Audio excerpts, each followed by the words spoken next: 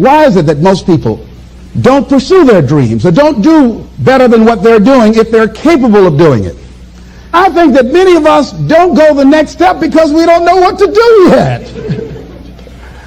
And I say that the reason that we don't even explore the possibility of what to do is because subconsciously we don't believe that it can happen for us, and we don't believe that we deserve it. So here's what I'm suggesting. How much time do you spend working on you?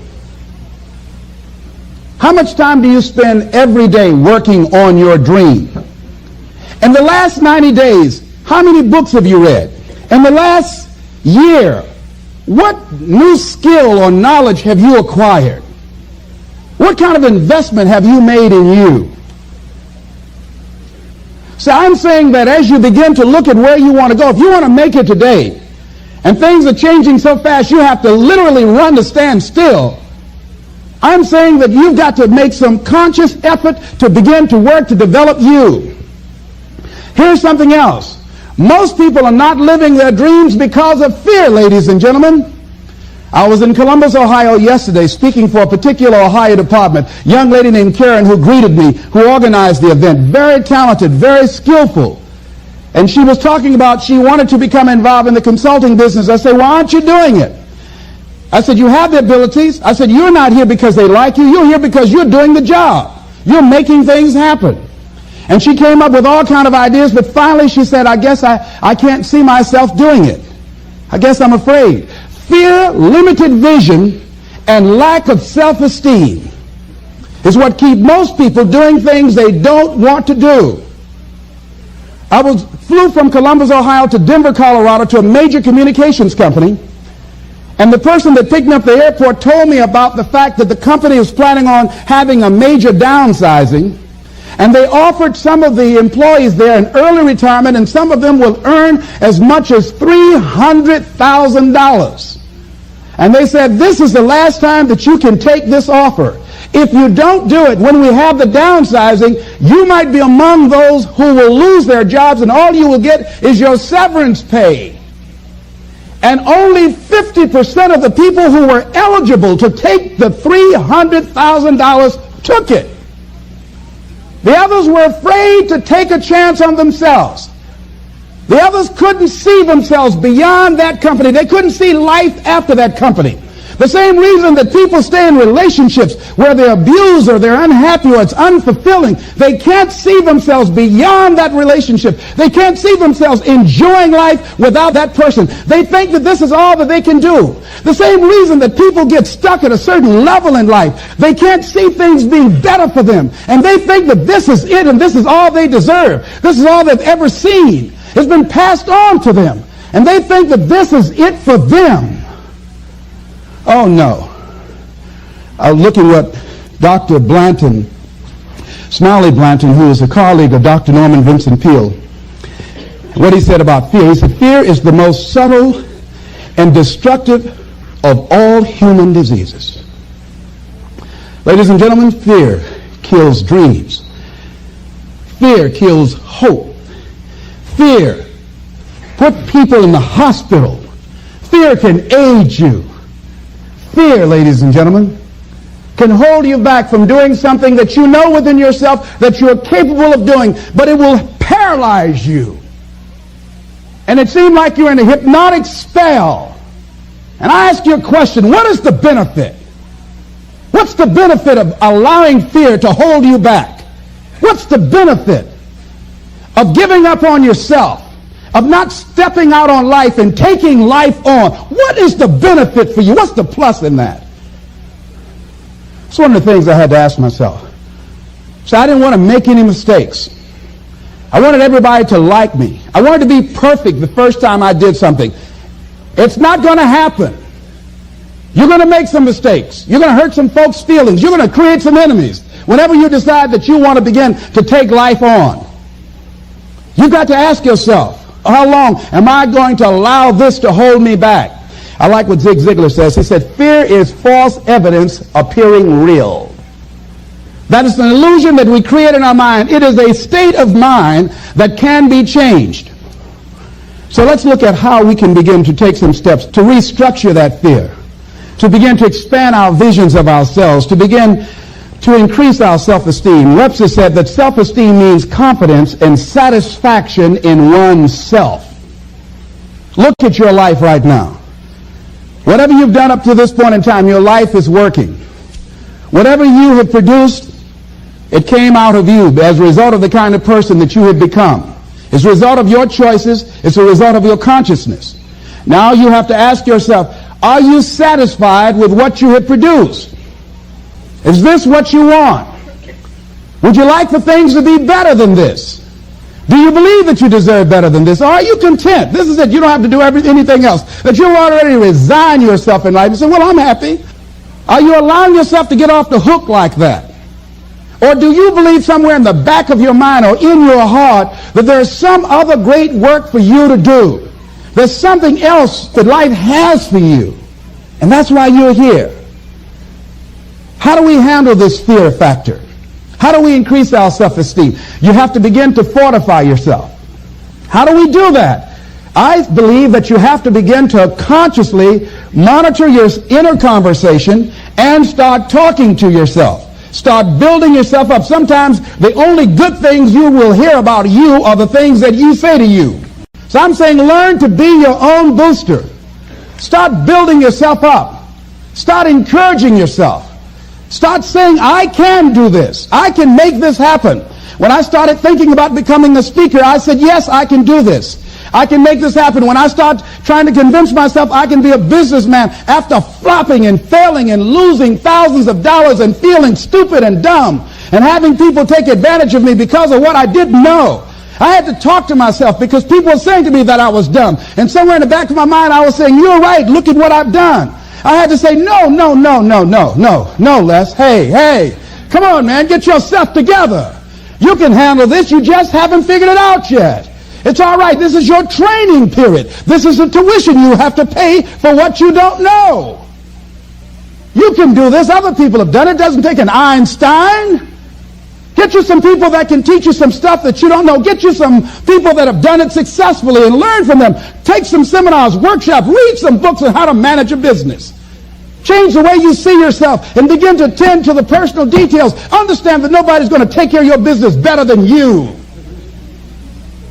And when I start changing that kind of mindset of beating myself up because of my mistakes and start looking at the possibility of my doing better, of my making the adjustment that would enable me to do what I want to do successfully, things begin to change.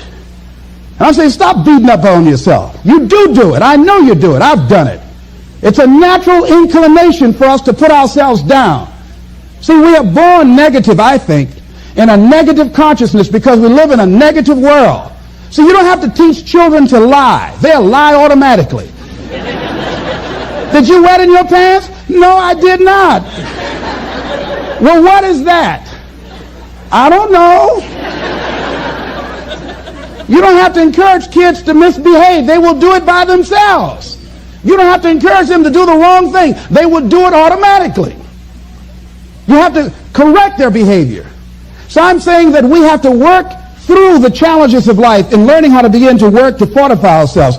Begin to guard your mind against negative programming. Like turn off the television.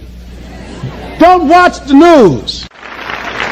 I think that more people have a sense of hopelessness and anxiety about life. If you look at the news, you cannot feel good looking at the news. You'll be scared to death. You're scared to go to sleep. I mean, it turns your power down. You've got to be conscious of that. Don't pick up the newspaper and read it. No. Just try this. Just experiment with yourself. Now, if your job depends upon you knowing certain things, let somebody tell you just about those things. But start filtering the stuff you allow to come in your mind. You know that song you used to say, don't let nobody bring you no bad news.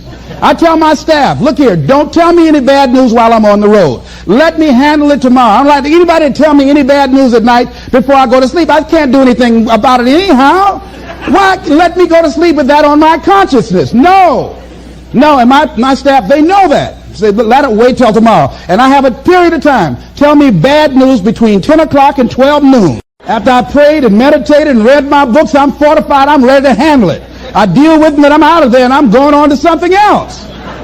So you've got to guard the kinds of things that you put in your mind. See, if you don't program your mind will be programmed, because human beings are goal-oriented.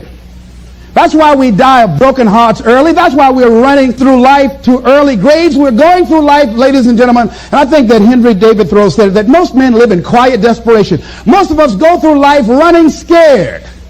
Larry DeAngie, who I think is going to be one of the greatest motivational speakers around today, told me a true story of a friend of his, that every day when he came home from school, when he would get to a certain block in his neighborhood, there was a neighborhood dog that would chase him.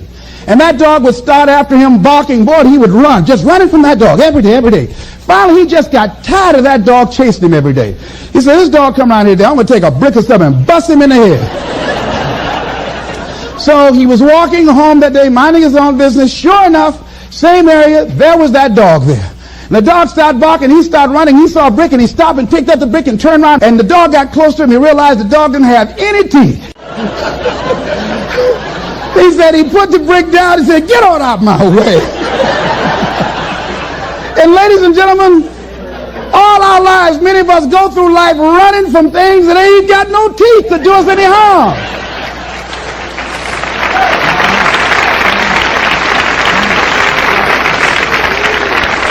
Haven't you been afraid to do something, and then after you did it, you say, whoa, if I'd known it was this easy, I would have done it before. Haven't you ever had that experience? Raise your hand.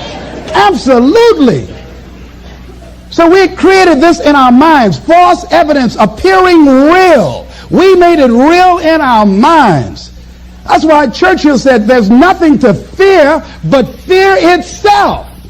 That's the destructive monster. So turn off things that can contribute to your fear.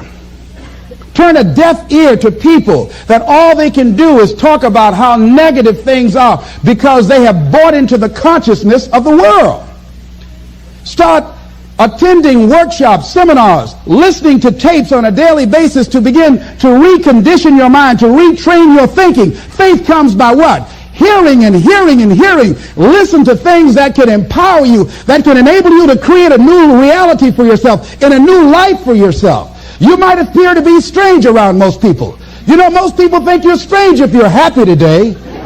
People say, how you doing? I said, better than good. Whoa, what's wrong with him? Just go around smiling and watch people. Look at this. Is this a weird guy over here? Because most people don't smile. Watch them. Look at their faces in the morning. Here we go, another Monday morning. How you doing? Haven't had my coffee yet. Don't ask me.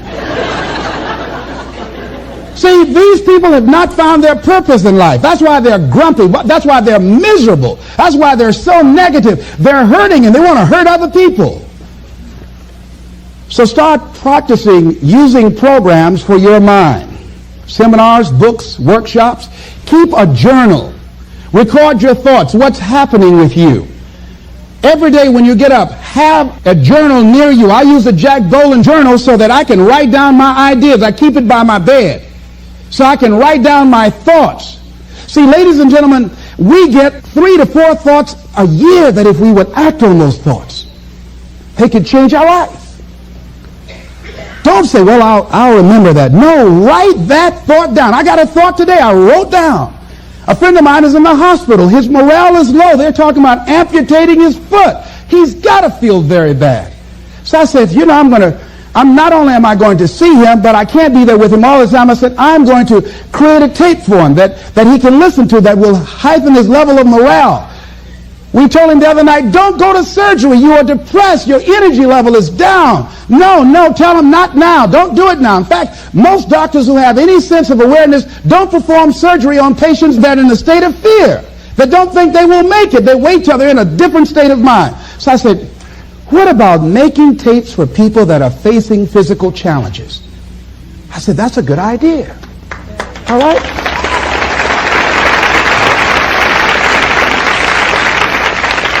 See, there are ideas that can come to you out of things that appear to be negative. I have a friend out of Chicago, just met him. He's 23 years old. And this guy, he went financially bankrupt 2 years ago, ruined his credit. Guess what he decided to do?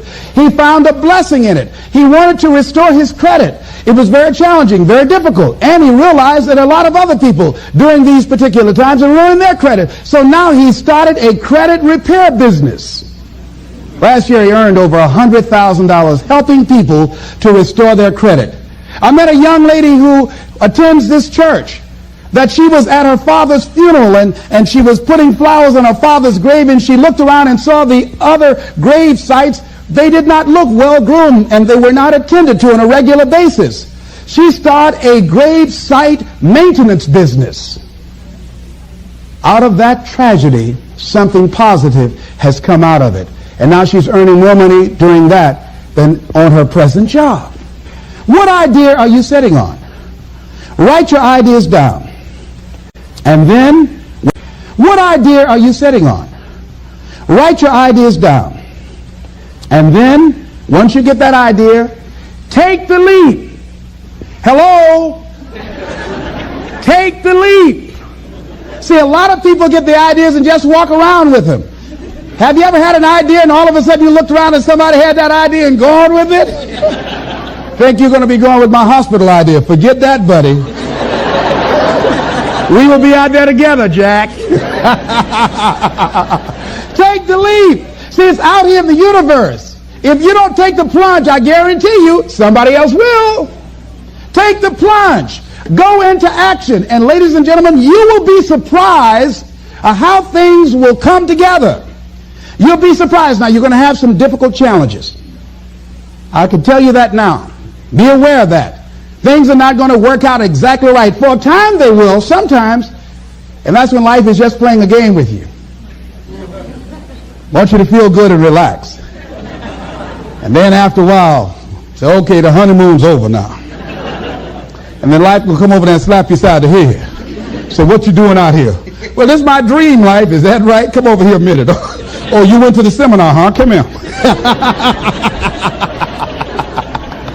I can tell you that. But ladies and gentlemen, go into action with your dream. And don't avoid where the fights are. Get in the midst of the fight. And get some hickeys on your head. Get knocked down so you can learn how to fight, so you can hold your position. See, most people don't get out in the arena of life because they don't want to fight. Most people don't get out there because they don't want to get knocked down. They don't want to be dropped to their knees. But see, you're going to be dropped whether you're on the field or whether or not you're sitting on the sidelines. You're going to be dropped. So at least get dropped for something. Don't get knocked down while you're sitting down. See, that's how most people are spectators in life. You don't want to be a spectator. You want to get out in the field where the action is. And you will be amazed. After the struggle, there will be a calm period and things will begin to click for you. Come out here with what you got. You don't have enough money? Don't worry about it. You got the dream. You got the idea. You don't have enough resources? Don't worry about it. You need some help? Don't worry about it. You get out here in the arena, someone will look at you and become inspired and say, hey, can I help you?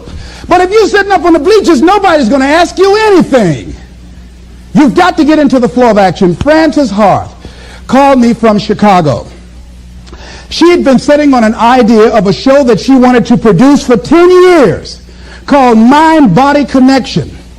So someone saw me speaking in Chicago at a sorority convention and said, I saw a guy that perhaps can host this show for you who has energy and charisma. She called me. She was so fired up. I said, listen, on the day that you want to do that, I'm speaking in Chicago. I can do it for you. And I said, by the way, I met somebody 2 weeks ago in Baltimore who has an idea of the same type of show, and she's doing it on radio. Why don't you call her?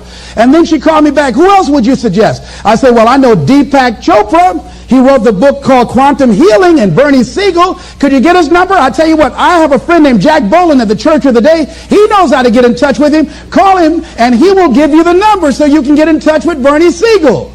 That lady started calling all around. Did not have the resources, but she had this idea and dream. And she said the other night when she came before the audience that had gathered in the studio, she said, I feel like I've been pregnant for 10 years. And tonight you're going to witness a beautiful delivery. And it was. She said, I couldn't believe, Les, how things began to happen, how it all began to come together. When you want something out of life, you've got to be willing to go into action. Don't wait around for things to be just right. Don't wait for things to be perfect. Don't wait for the ideal situation. It will never be ideal. There will always be a reason. Well, as soon as the children grow up, or as soon as I pay my bills, or as soon as I get my divorce, as soon as I get enough money together, do what you can, where you are with what you have, and never be satisfied. A lot of people never take a chance in life. They don't want to take any chances. They want the situation to be ideal. See, that's not walking by faith. That's walking by sight.